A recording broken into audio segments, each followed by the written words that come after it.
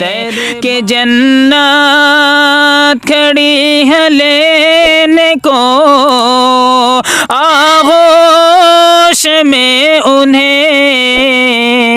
جو بھی رسول پاک پہ قربان ہو گئے، جو بھی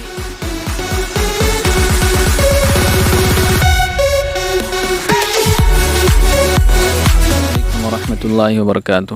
ناظرین و سامعین، آج ہم ٹہلنے کے لیے نکلے ہوئے تھے اور ہمارے ساتھ میں قاری اطہر صاحب اظہری ساتھ میں تھے، تو ہم نے سوچا کہ آپ کی خدمت میں کچھ کلام پیش کریں۔ ماشاءاللہ یہ کلام بہت عمدہ پڑھتے ہیں اور اللہ میاں نے ان کو بڑی اچھی آواز سے نوازا ہے۔ یہ جب کلام پاک پڑھتے ہیں تو ماشاءاللہ دل بہت ہی فریفتہ ہو جاتا ہے، کیونکہ میں نے ان کے پیچھے ایک مرتبہ تراویح پڑھنے کا ماشاءاللہ موقع ملا، ابھی یہ جو رمضان گزرا ہے اسی سال۔ ماشاءاللہ کلام پاک بھی بہت اچھا پڑھتے ہیں اور نعت رسول بھی بہت ہی عمدہ پڑھتے ہیں۔ آپ سماعت کریں اور آپ کو بھی انشاءاللہ بہت ہی پسند آئے گا۔ جی، ہم حکم دیتے ہیں، بلکہ فرمائش کرتے ہیں۔ حکم کیا دیں گے، ہم تو چھوٹے ہیں، ہم ان کو کہہ رہے ہیں کہ یہ کچھ کلام پیش کریں اور ہمارے احباب کو سنائیں۔ جی۔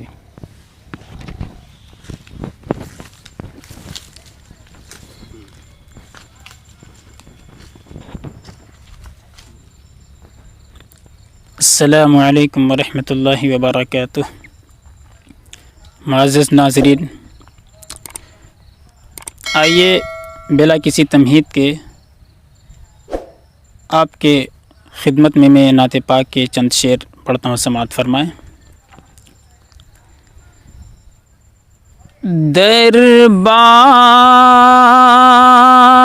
مصطفیٰ کے جو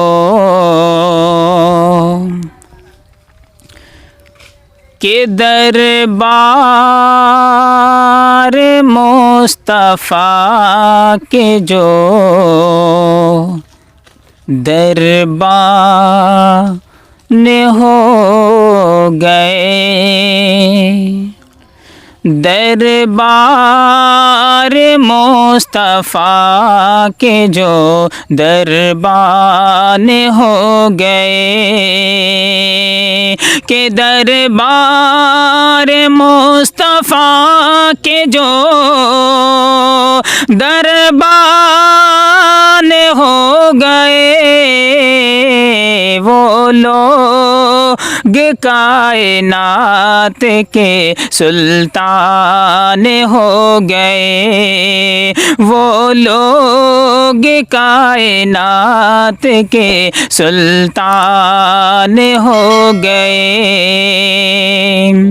اور جنت کھڑی ہے لینے کو آغوش میں انہیں، جنت کھڑی ہے لینے کو آغوش میں انہیں، کہ جنت کھڑی ہے لینے کو آغوش میں انہیں،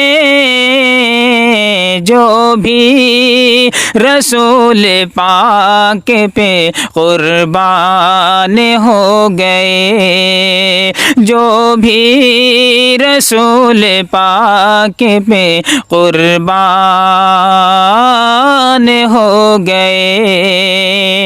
اور یہ بھی شعر دیکھ لیں، بہت خوب، جو بھی رسول پاک پہ قربان ہو گئے، کہ روئے نبی پہ جس گھڑی ان کی نظر پڑی، روئے نبی پہ جس گھڑی ان کی نظر پڑی، کہ روئے نبی پہ جس گھڑی ان کی نظر پڑی، روئے نبی پہ جس گھڑی ان کی نظر پڑی، آئے تھے قتل کرنے مسلمان ہو گئے، آئے تھے قتل